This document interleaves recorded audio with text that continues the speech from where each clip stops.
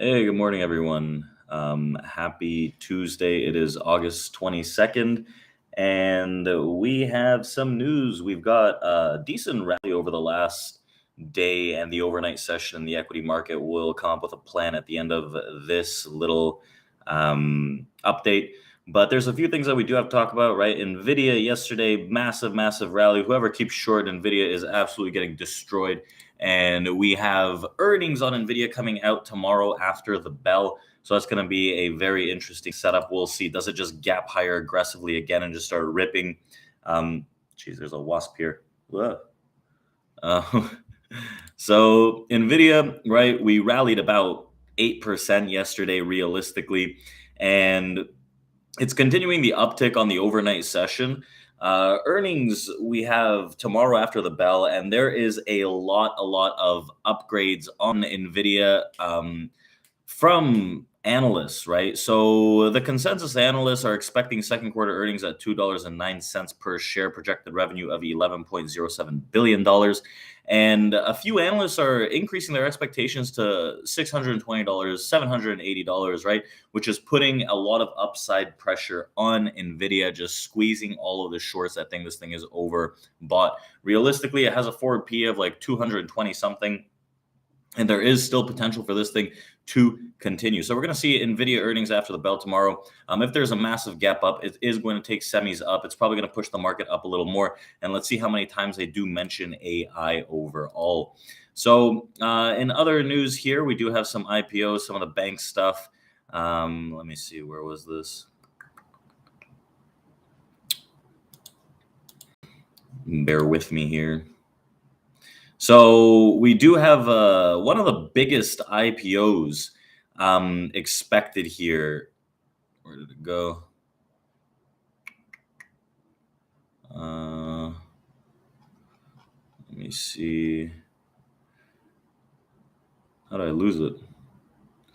So ARM, right? One of the biggest IPOs of 2023 is going to take place. And in fact, it'll be the biggest IPO over the last 2 years. SoftBank owned chip designer ARM has filed for preliminary prospectus for a NASDAQ listing that'll take place in early September, which could provide a windfall for SoftBank founder Masayoshi Son. So, whose vision fund lost tens of billions of dollars last year. And it'll also mark the second time ARM has gone public, with the company's first listing taking place in 1998 before SoftBank bought the firm for $32 billion in 2016. And it could be theoretically worth double that amount.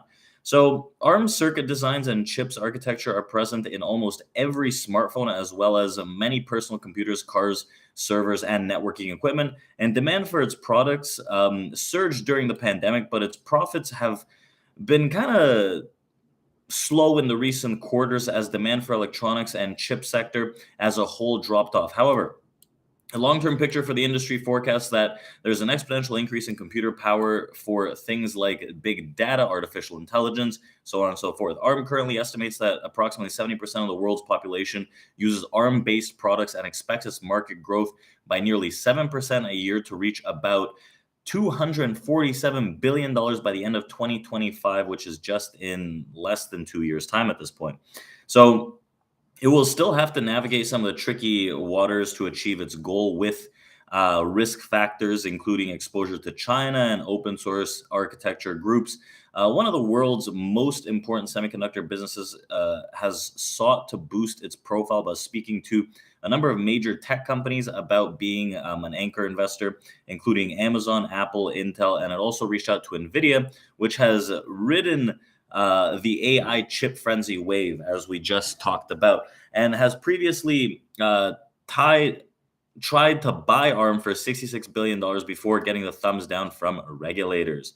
So we'll see how this IPO kind of navigates. You know how IPOs are. They generally have some kind of spike at the beginning of their whole thing before pulling down. But we'll see what kind of earnings they print in the first few quarters. Banks as well. So Moody's cutting ratings. S&P has downgraded 5 regional banks due to tough operating conditions, including Comerica, which is CMA, and KeyCorp, Key. The agency echoed concerns over high and longer interest rates and asset quality risks, especially for lenders with material exposure to office loans, which is one of the things that I think we have to watch very carefully through the Jackson Hole Symposium, which comes out on Friday, where Jerome Powell is going to be talking about most likely, we'll see, but higher rates for longer. So, however, their outlooks were revised to stable, reflecting improved stability and relatively good funding metrics. So, a Fitch analyst recently warned that U.S. banks could see more downgrades if operating environments weaken further, while we could see some potential just low interest in investments in banks for now, given the potential large unrealized losses on assets. So today, markets are generally up. We have the S&P. It's rallied overnight about 35 points or so. It's pulling down slightly now as we get closer to that market open.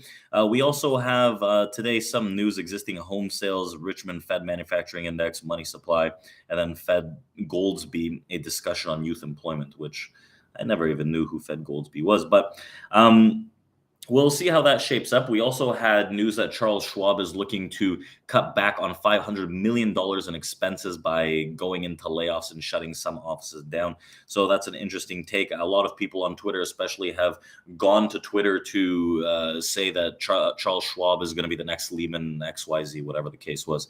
So as we talk about the S&P 100 futures here in terms of analysis and expectations for today, I think that we still have a little more upside and the squeeze can continue for the day as we move into the Jackson Hole Symposium.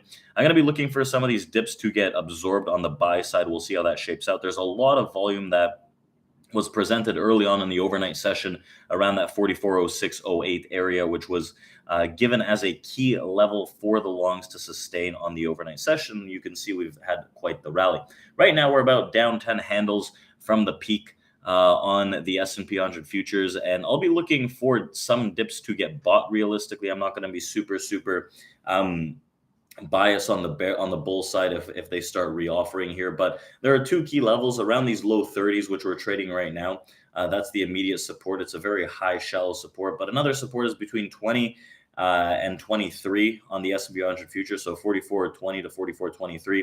I'd like to see some buyers really step in there. I think that's one of the last chances, rather than prices getting back down into that 44.08. I think that would be the best of moves for the market to come down and retest a lot of that volume. It's probably going to hold, but there's a pretty stern slope to get down into that area. So like I said, I'll be looking to see if some of these dips can get bought. I'm originally looking for pullbacks to buy into for that next expected rally here. We have the top of the distribution block that sits at 44.60 to 44.63 or so, which I think can get tagged. There's also another area above at 44.70 to 4,500, which is my ultimate target for this next rally before we come into the Jackson Hole Symposium. Now, another thing that I do want to mention is that next week we are opening up our trading room live for anyone, right? We had a Zoom link that you could have registered for. I believe the spots are actually full right now, but we're going to be opening up our live trading room for everyone all of next week leading into Labor Day. And what we're going to do with that is after every session in the morning from 9 to 11, what we're going to do is break down a little mini lesson to understand order flow better, how you can learn order flow for that whole week. So make sure you check that out. I'll see you guys tomorrow. Have a great trading day. We're going to be opening up our live trading room right now, and I hope to see you all there. And remember, there is also a free trading course on our website. Go check that out. So thank you guys. Enjoy the rest of the day. Trade diligently, and let's see what we get into this Jackson Hole Symposium over the next few days. So thank you and bye-bye.